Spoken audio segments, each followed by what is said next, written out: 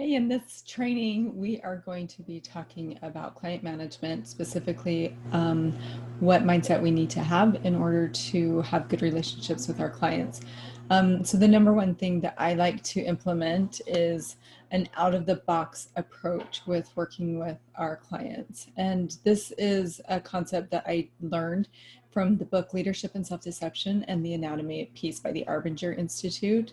So if you have an interest, it would be super helpful for you to read those books and to learn the out-of-the-box concept of how we can approach our interactions with people, all people, family, friends, clients, anybody that we interact with, and how we can approach them from a truly a servant heart, a way that we want to serve them and always be searching for ways to add value to their life. So the first thing that we do when we communicate with our clients is we always try to remove as many pronouns as possible so that the work that we're doing and the conversation that we're having is more about the project and less about the people that are involved. So I can share some examples with you, some emails that I have sent where we talk about how the design goes along this certain way and we want the stairs are in a certain place and they're causing problems.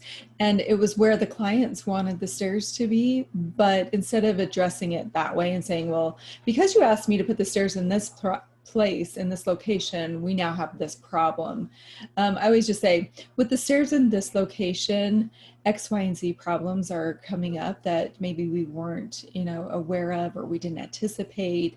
And so if we try to move, and I know I'm still using we in there, but instead of saying you did this, so I did this, now we have this problem, it's just like the stairs in this location are causing this problem. And by moving the stairs to a different location, it opens up other possibilities. So that's just a simple example of how things start to feel a little bit less accusatory if we can take out those pronouns and we just make the conversation completely about the design and the work that we're doing and less about who said what and who asked for and why I did and I think and you said and da da da. So yeah, take out the pronouns, always be positive and encouraging. When clients come back to me with feedback, and at first the initial reaction might be, oh, I can't believe they're asking for more changes or they're so nitpicky or whatever. Instead, I like to focus on the positives. So I like to say things like, oh man, you are already on board, you're looking ahead, you're doing the things that we would have been asking you to do in the future anyway, you're being super specific. We can really appreciate that. The more specific you get, the better your plans are, that sort of thing. So always champion the process and the end results that we're going to get instead of being a Debbie Downer or really negative about, having more work to do. If we run into a problem where it feels like we are doing too many iterations, the client is asking for, like the client can't make up their mind, then that's an easy conversation to have as well, where we just would approach that by saying, it looks like we're running up against a hard number with the number of hours that are being spent on this project. And I have done a lot of calculations and a lot of math around my equation for the way that I charge for the services and for the design. And it looks like if we can't continue to be making progress and we can't get firm decisions locked in place, then we're going to have to convert the project to an hourly rate. And that's not a problem. We can totally do that if that feels more aligned with what the project goals are and how it seems to be working better. And I would just always like to talk about what the options are instead of what the problems are. We look to be like problem solvers, and I'll mention that again in a minute. When I am having a conversation with a client or having a meeting with them, I always like to repeat back the things that I heard. So I can be taking notes during the meeting and writing down, the requests that they're making or the conversation that we're having. And then at the end of the meeting, I like to repeat back. So here are the points that I took from this meeting. Is that what you were, are those the same things that you had in mind or the same kind of key points that you had in mind for this same meeting. So that's helpful. That just makes sure that there's clarity around the conversation that was had taken place.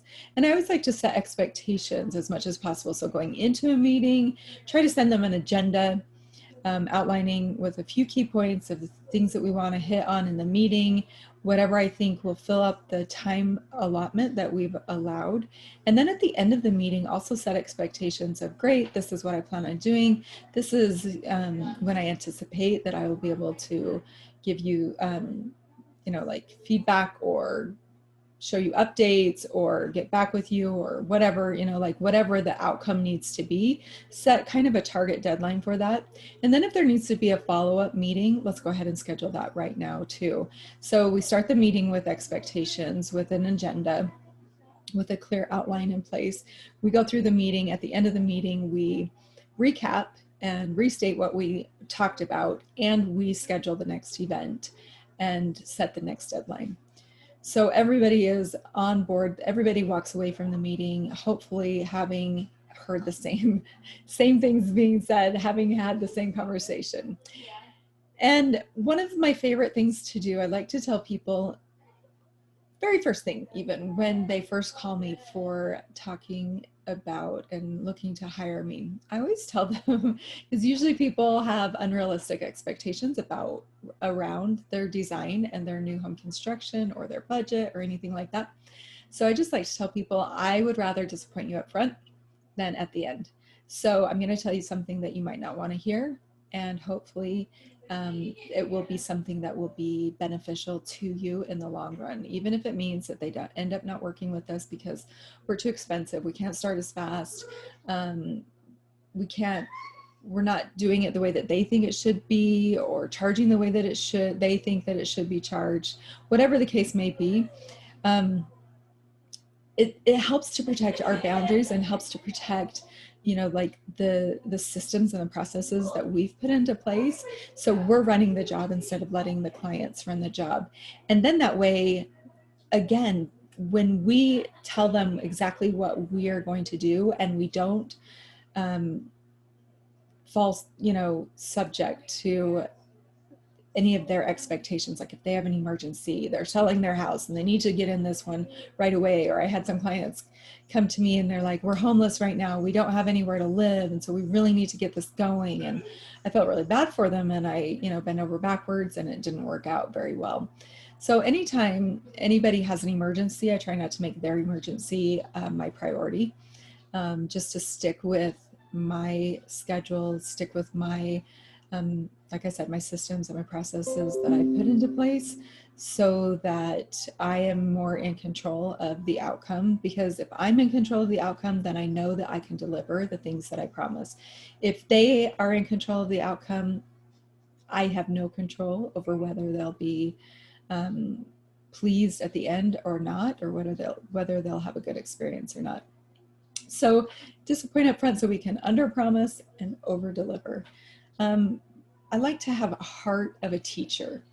And what that means is whenever possible, try to help educate my clients around the why of the design or the reasons behind some of the strategies that I'm implementing in their design. So I just like to tell the client exactly what they need to hear instead of what they want to hear. So I don't like it when I'm working with a professional, someone I've hired who I think has greater knowledge or experience than I do around a certain thing. I expect them to come back to me and guide me and tell me exactly what I need to hear instead of just agreeing with me. Nobody likes that agreeable person who seems to have no backbone, no spine, to stand up for what is right.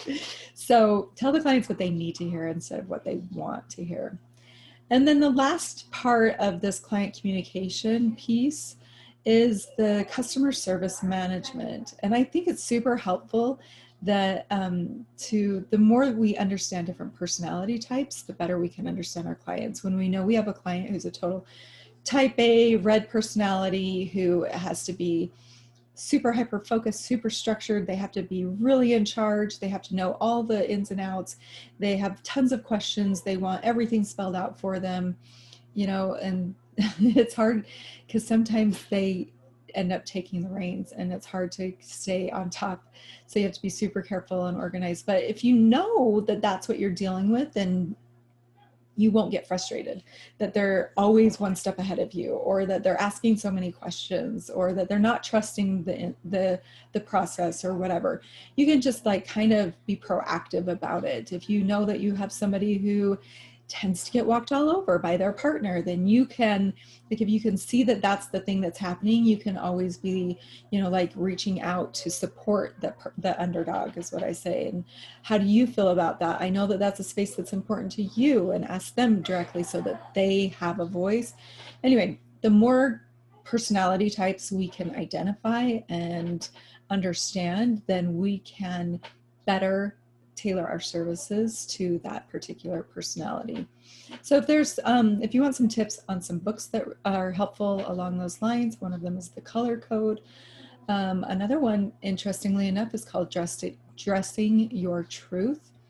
And there's some more too that I'll have to dig up and provide other titles for you as well. But those two I think are super helpful. And again, going back to the anatomy of peace is just really, you know, getting to the where you're really trying to help somebody because you care about them and their outcome. Which brings me to my next point, and that is to get curious before you get furious. It's a catchy little phrase I like to remind myself of, that when somebody presents me with something that could be hard to hear because they're accusatory, or because it opens up, you know, the possibility that I might have been wrong, or I missed something, or I made a mistake, or whatever, or they're asking more than I think that they should, or they're trying to take control, or they're mad at a thing. And like if they come to me and they're mad because, you know, the process is taking too long, or we didn't do what they asked us to do, and da da da, I always tend to get curious before I get mad.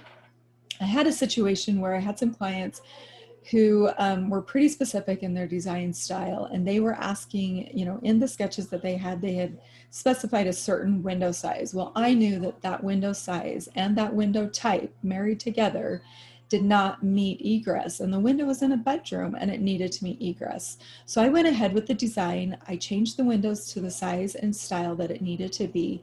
When they got the plans, they were upset. They were upset because I hadn't followed their sketches and their strict, you know, specifications around that window. And they were getting angry with me. And so instead of, you know, telling them how stupid they were, or explaining to them like, well, you can't do that, duh, because that's an egress window in a bedroom. Instead, I just asked them, you know, so like, what's the reason behind why you wanted those specific windows? Is it the shape? Is it the style? Is it the overall, you know, aesthetic proportion in the room? Tell me what it is. And once I found out what their main priorities were, and I educated them a little bit, so we had this learning experience together, then they were okay with what we had done and the changes that we had made. And we, you know, there was some give on my side and there was some give on their side. And we came to this really good middle ground, and they walked away, you know, totally content with where things had ended up. And so that's how we can be a problem solver instead of a problem seeker, a problem finder. Whenever a problem arises, let's always have the mindset and the goal of solving the problem. And being happy, quite honestly, that other people are finding problems and bringing them to our attention, because when the problems are found out during the design portion of the project, then the problems won't be magnified on site during the construction process. So have a heart of a teacher, be a problem solver, think outside the box as far as not just like be creative, but think outside, like, how can I not take everything so personally? How can I be looking to help this other person? Under promise, over deliver, always be positive and encouraging, and for sure remove as many pronouns, even if it means a 3-time edit on an email correspondence with a client. Take out as many pronouns as you can, and pretty soon it'll start to become second nature to you, that the conversation can be about the project instead of the people that are involved.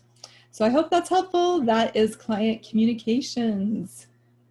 We will see you in the next one.